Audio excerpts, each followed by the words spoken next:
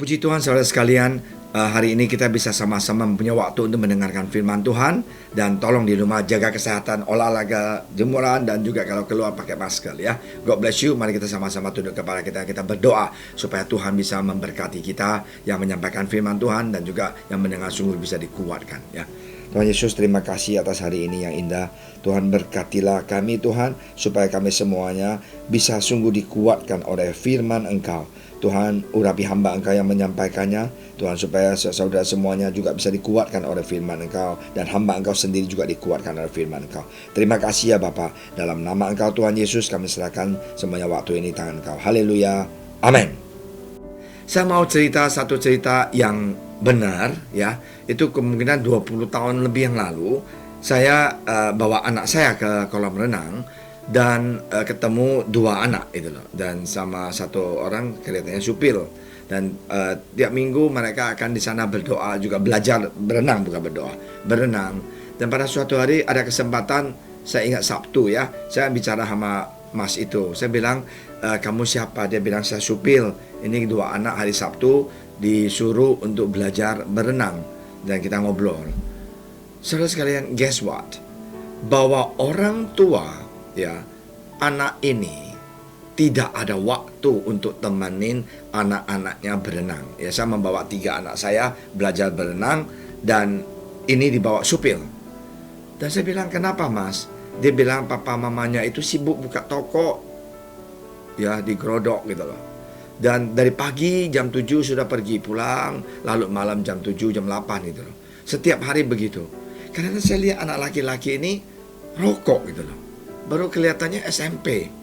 Nah, di sanalah saya sadar bahwa anak ini dia butuh bimbingan, tapi orang tua tidak ada waktu, serahkan ke supir untuk mengurusin dia.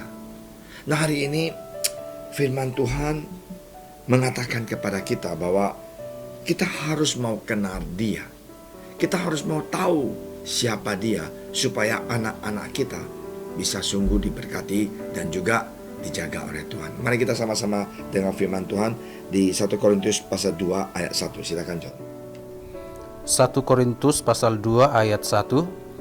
Demikian pula ketika aku datang kepadamu, saudara-saudara, aku tidak datang dengan kata-kata yang indah atau dengan hikmat untuk menyampaikan kesaksian Allah kepada kamu.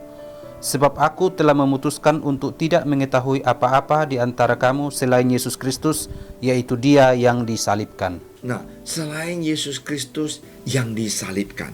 Nah, sebenarnya tidak salah orang tua berjuang untuk anak supaya hidupnya lebih nyaman. Kita tidak salah kita bekerja. Tetapi anak-anak itu butuh apa? Butuh bimbingan. Nah, Rasul Paulus mengatakan kepada gereja di Korintus itu, aku datang nama Tuhan Yesus, yaitu saya sampaikan ke kalian bahwa Yesus yang disalibkan. Nah, kita jadi orang tua, kita harus mau memberikan Yesus yang disalibkan itu buat anak-anak kita. Ingatlah, kita butuh nama Yesus di dalam kehidupan kita. Kita butuh berdoa supaya nama Yesus itu ada bukan hanya di telinga kita, tetapi di hati kita. Dan saudara sekalian, yang sungguh menyedihkan itu karena kita orang Asia, orang Timur. Kita punya Tuhan itu sering adalah uang, reputasi, dan macam-macam lah gitu semuanya ya.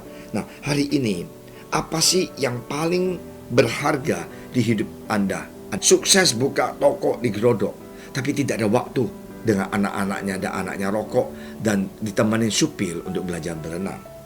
Kita harus mau tahu di hidup kita yang paling berharga itu yaitu kenal Tuhan Yesus, yaitu tahu bahwa Tuhan Yesus itu mencintai kita. Rasul Paulus bukan orang bodoh. Rasul Paulus adalah orang yang kalau dengan setara sekarang ini, beliau itu adalah S3 ya.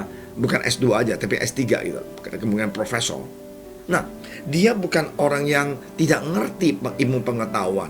Dia bukan orang yang tidak ngerti tentang politik. Dia bukan orang yang tidak ngerti tentang kungfu ya. Dia karate ya, ataupun Shaolin gitu loh. Dia tahu semuanya, dia pintar. Nah, tapi ada satu hal. Dia mengatakan, aku datang hanya mempunyai satu kerinduan, yaitu menyampaikan kepada kamu Yesus yang disalib itu. Nah, kalau adik-adik kenal Yesus yang disalib itu, apa yang terjadi? Tuhan Yesus akan membantu adik-adik dalam pelajaran, dalam kehidupan, hubungan dengan orang tua, hubungan dengan adik-adik. Kenapa? Karena firman Tuhan yang kita kenal, Yesus yang kita cinta itu, firman-Nya itu akan merubah dengan baik-baik watak dan karakter kita. Kamu bilang, Pastor Amin, aku nggak understand. Oke, saya kasih contoh. Ada satu anak ya, teman saya nggak sebut namanya. Dia itu dimanjain anak orang tuanya, sampai di Australia dia kuliah. Dia sungguh manja, mobil baru, punya rumah di Australia, nggak ada kekurangan, bunga deposito untuk dia uang jajan. Wow. Nah, saudara sekalian, waktu kita sampaikan Yesus yang disalibkan buat dia itu, dia pertama kali tolak karena dia anak manja, anak mami. Tapi waktu dia terima Yesus pada suatu hari dalam letrek kecil, hidupnya sungguh dirubah oleh Tuhan Yesus. Dan dia menjadi anak yang tidak egois, tidak mikir diri sendiri, dan sungguh dia diberkati Tuhan. Jangan kita sedih karena keluarga kita bukan orang berduit. Jangan kita sedih karena kita bodoh, kurang pintar. Jangan kita minder karena kita nggak pede. Hari ini kalau kita memiliki Yesus, Tuhan akan memberikan kita semangat, percaya diri, dan Tuhan akan memberikan kita hikmat. Dan Tuhan akan berubah watak dan kehidupan kita dan karakter kita. Dan kita yang malas bisa menjadi rajin. Ya, Tuhan Yesus berkati, dan ingat, nama Yesus harus kita sebut tiap hari dalam kehidupan kita. Kita akan lihat Roh Kudus bekerja di dalam kehidupan kita. Puji Tuhan, saudara sekalian, mari kita sama-sama berdoa. Tuhan Yesus, terima kasih atas firman Engkau. Tuhan, tolonglah kami, Tuhan, supaya kami sungguh bisa seperti Rasul Paulus, Tuhan.